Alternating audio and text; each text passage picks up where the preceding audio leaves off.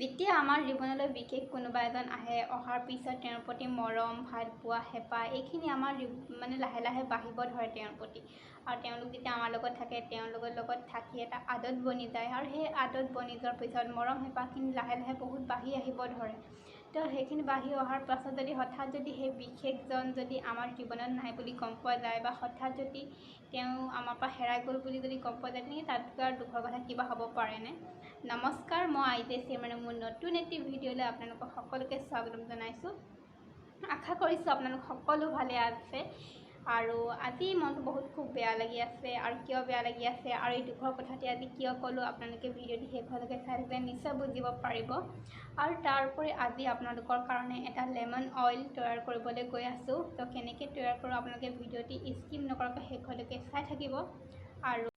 আৰু ভিডিঅ'টোলৈ আগবঢ়া আগতে মই প্ৰথমতে লৈ লৈছোঁ একদম আদা চাদা দি ধুনীয়াকৈ 1 কাপ ৰঙা চাহ, লগত কেক আৰু ৰসগোল্লা, আৰু লগত এক পেকেট মই চিপছৰ পেকেট লৈ লৈছোঁ। আৰু চিপছৰ পেকেট এটা নেখালে চাহৰ লগত মোৰ চাহ খোৱা যেন আধৰুৱা যেন লাগে। আৰু এইটো কাপৰ বিষয়ে আপোনালোকক ক'ম হা।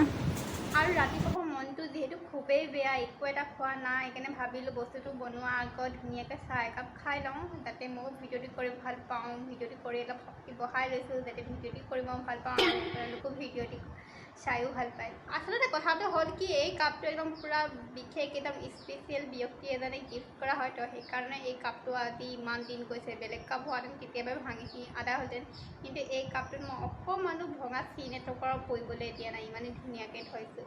আৰু গৰম দিনত এইটো কথাই ভাল, একদম মাটিয়ে চাটিয়ে বহি মেলি একদম বিন্দাছ খাই দিব পাৰি। এতিয়া চাহ তাহ খাই কথাটোলৈ আহিছোঁ। আৰু কথাটোনো আপোনালোকৰ লগত কি ক'ম, নিজক যেতিয়া ক'বলৈ লৈছোঁ, এতিয়া নিজৰ ওপৰতে বহুত বেছি খং উঠি আহিছে। কাৰণ এনেকুৱা লাগিছে যে মোৰ কাৰণে হ'ল নেকি, তেওঁটোতো ঘৰৰ সদস্য বুলিয়ে ক'ব লাগিব, যিহেতু খাওঁতে শুওঁতে উঠোঁতে বহোঁতে আমাৰ লগত আছিলে, আমাৰ ঘৰত আছিলে যিহেতু, সেইকাৰণে ঘৰৰ সদস্য বুলিয়ে কোৱা উচিত। আৰু যেতিয়া এই ঘৰৰ সদস্যজন আজি আমাৰ মাজত নাই, তেওঁ হেৰাই গ'ল, তো মোৰ এনেকুৱা এটা অনুভৱ হৈছে যে মোৰ কাৰণে হ'ল নেকি।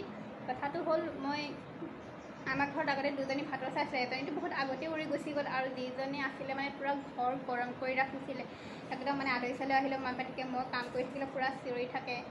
আৰু যেতিয়া ৰাতিপুৱা হয় বহুত চিঞৰে। আৰু তেতিয়া তাই মাততে গোটেই ঘৰখন ঘৰখন সাৰপোৱা হয় আৰু ঘৰৰ মানুহখিনি।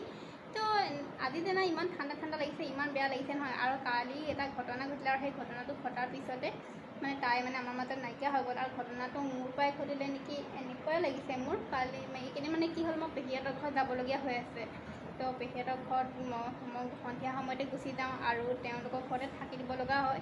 তো কালিও তেনেকৈ মই গুচি গ'লোঁ পেহীহঁতৰ ঘৰত। আৰু আমি যেতিয়াই বাহিৰলৈ যাওঁ 10 মিনিটৰ কাৰণে হ'লেও, 5 মিনিটৰ কাৰণে হ'লেও দুৱাৰখন লগাই থৈ যাওঁ। কাৰণ তাই ভিতৰতে থাকে, যাতে মেকুৰী চেকুৰী আহি তাই যাতে একো ক্ষতি নকৰে। তো সেইকাৰণে আমি যেতিয়াই বাহিৰলৈ যাওঁ তেতিয়াই আমি দৰ্জাখন বাহিৰলৈ যোৱা হয়, তেতিয়াই দৰ্জাখন লগাই থৈ যাওঁ। কালি কি মূৰ্খামি কি পাহৰিম, মই দৰ্জাখন খুলি থৈ গুচি গ'লোঁ। আৰু খুলি থৈ গুচি মই পেহীহঁতৰ ঘৰত গুচি গ'লোঁ।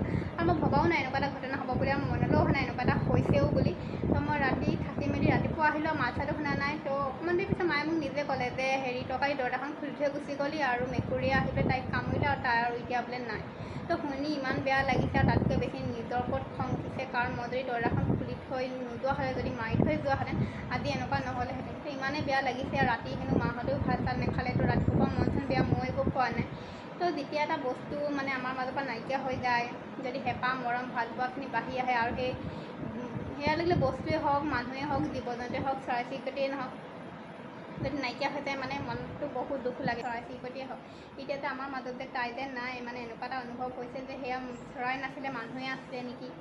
কি কৰিব, ইয়াত দুখৰ মাজতে মানুহে জীৱনটো আগুৱাই লৈ যাব পৰাতে মানুহে জীৱন। বাৰু যি কি নহওক, এতিয়া মই ভিডিঅ'টোলৈ আগবঢ়াব বিচাৰিছোঁ। আজি ভিডিঅ'টি লেমন অইল কেনেকৈ ঘৰতে তৈয়াৰ কৰে, মই সেইটোৰ ওপৰত আজি এই ভিডিঅ'টি আপোনালোকৰ আগত শ্বেয়াৰ কৰিছোঁ। আৰু আপোনালোকে স্কিপ নকৰাকৈ ভিডিঅ'টি আগলৈ চাই থাকিব, আপোনালোকেও শিকিব পাৰিব ভিডিঅ'টিৰ জৰিয়তে ঘৰতে লেমন অইল তৈয়াৰ কেনেকৈ কৰে। তেন্তে দেৰি নকৰি ভিডিঅ'টোলৈ আজি যিহেতু মই এটি লেমন অইল তৈয়াৰ কৰিবলৈ গৈ আছোঁ আৰু লেমনত ভিটামিন চি থাকে সকলোতো জানে আৰু ভিটামিন চি স্কিনৰ কাৰণে বহুত ভাল। সেয়ে আজি মই তেলটো স্কিনৰ কাৰণে তৈয়াৰ কৰিবলৈ গৈ আছোঁ আৰু স্কিন হোৱাইটনিং কৰাত, স্কিন ব্ৰাইটনিং কৰাত, স্কিনত গ্ল'য়িং অহাত বহুতে সহায় কৰে। তাৰ উপৰি স্কিনত থকা দাগসমূহ ৰিমুভ কৰাতো এই লেমন অইলটোৱে বহুতে সহায় কৰে। গতিকে আপোনালোকে ভিডিঅ'টি স্কিপ নকৰাকৈ আগলৈ চাই থাকিব। মই লেমন অইল বনাবৰ কাৰণে প্ৰথমতে মোক লাগিব নেমু দুটা। যিহেতু লেমন অইল বনাবলৈ গৈ আছোঁ, নেমুটো প্ৰধান বস্তু লাগিবই।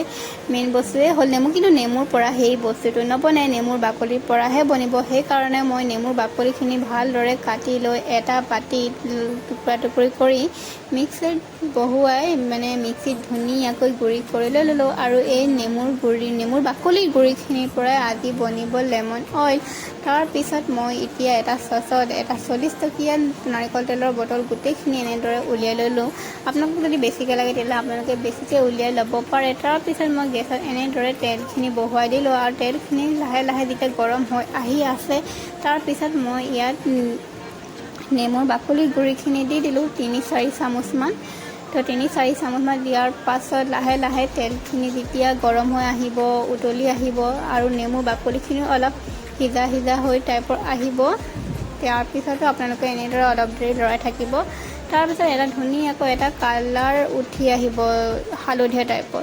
তেতিয়ালৈকে হালধীয়া টাইপৰ এটা কালাৰলৈ পৰিৱৰ্তন হ'ব। তেতিয়ালৈকে আপোনালোকে গম পাব যে তেলখিনি হৈ আহিছে। যিহেতু এতিয়া আপোনালোকে মোৰ এই ভিডিঅ'টোৰ জৰিয়তে ধৰিব পাৰিছে চাগে, অলপ এতিয়া কালাৰ আহি গৈছে আৰু এতিয়া এইখিনি হৈ আহিছে।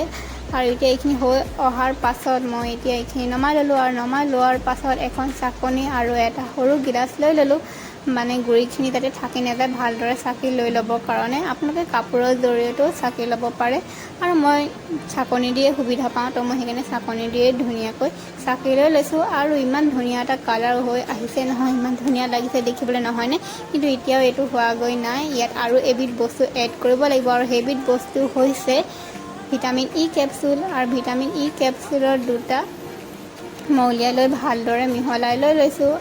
আৰু এইটো তেলে বহুত স্কিনৰ কাৰণে বহুতেই ভাল। স্কিন হোৱাইটনিং কৰাত, স্কিন ব্ৰাইটনিং কৰাত বহুত ধুনীয়া কৰে। আৰু আপোনালোকে শোৱাৰ আগে আগে এই তেলটো মুখত এপ্লাই কৰিব পাৰে। মুখত ধুনীয়াকৈ লৈ আপোনালোকে শুই থাকিব পাৰে। আকৌ ৰাতিপুৱা শোৱাৰ লগে লগে কুহুমীয়া পানীৰে আপোনালোকে মুখখন ধুই দিব পাৰে।